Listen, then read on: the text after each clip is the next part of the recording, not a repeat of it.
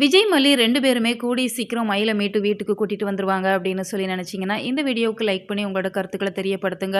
ஒரு பக்கம் மயில் படாத கஷ்டமெல்லாம் பட்டுட்டாங்க. வீட்ல பெரியவங்க எவ்வளவோ சொல்லுவாங்க. நம்ம சின்னவங்க கிட்ட நம்ம இதெல்லாம் தப்பு பண்ணக்கூடாது. எது சரி, எது தவறு அப்படிங்கிற மாரி சொல்றப்ப நம்ம காதுக்கு அதெல்லாம் சுத்தமா தெரியாது. பட்டு திருந்தணும் அப்படிங்கிற மாரி சொல்லுவாங்கல்ல, அந்த நிலைமைக்கு தான் இப்ப மயில் தள்ளப்பட்டிருக்கிறாங்க.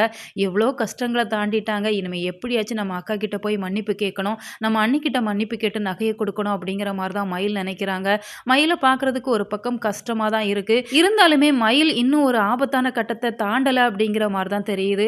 ஏன்னா போலீஸ்ல கம்ப்ளைண்ட் குடுக்கலாம் அப்படிங்கிறப்ப அந்த ரூம் பாய் வேண்டாம் அப்படிங்கிற மாரி ஏன் சொல்றாங்க? ஏன்னா மயில் போலீஸ் ஸ்டேஷன்ல கம்ப்ளைண்ட் பண்ணிட்டாங்க அப்படின்னு சொன்னா மயில் ஒரு சேஃப்டி சோன்க்குள்ள வந்துருவாங்க அப்படின்னு சொல்லி தான் நம்ம எதிர்பார்த்தோம். ஆனா அந்த ரூம் பாய பொறுத்தவரைக்கும் நீ கம்ப்ளைண்ட் பண்ண வேணாம் அப்படிங்கிற மாரி இப்ப அவங்களோட வீட்டுக்குமே கூட்டிட்டு போயிர்றாங்க.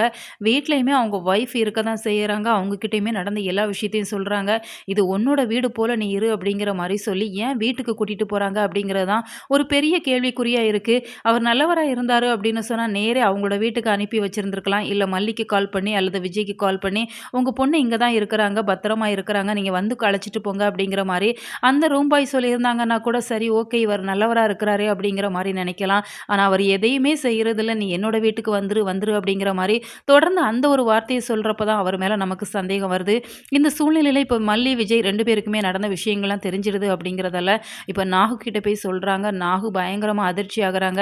இவ இதெல்லாம் பண்ணுவா அப்படிங்கிறது எனக்கு ஏற்கனவே தெரியும். வீட்ல இருக்கிற நகை பணத்த திருடுனது மயில் தான் அப்படிங்கிற மாரி சொல்றப்ப, மல்லி, விஜயால இத ஏத்துக்க முடியல. அப்பதான் ராஜி ஒரு வார்த்தை சொல்றாங்க. அதெல்லாம் உண்மதான். அந்த பொண்ணு அடிக்கடி ஃபோன் பேசுனத நானே பார்த்தேன் அப்படிங்கிற மாரி ராஜி வாலண்டரியா வந்து சொல்லிட்டு இருக்கிறாங்க. இதனால விஜய் பயங்கரமா கோவப்படுறாங்க. கூடிய சீக்கிரம் விஜய், மல்லி 2 பேருமே மயில மீட்கணும். உங்களோட கருத்துக்கள் என்ன அப்படிங்கிறத மறக்காம கமெண்ட் பாக்ஸ்ல தெரியப்படுத்துங்க. மேலும் இது போன்ற வீடியோக்களுக்கு நம்ம சேனல சப்ஸ்கிரைப் பண்ணுங்க.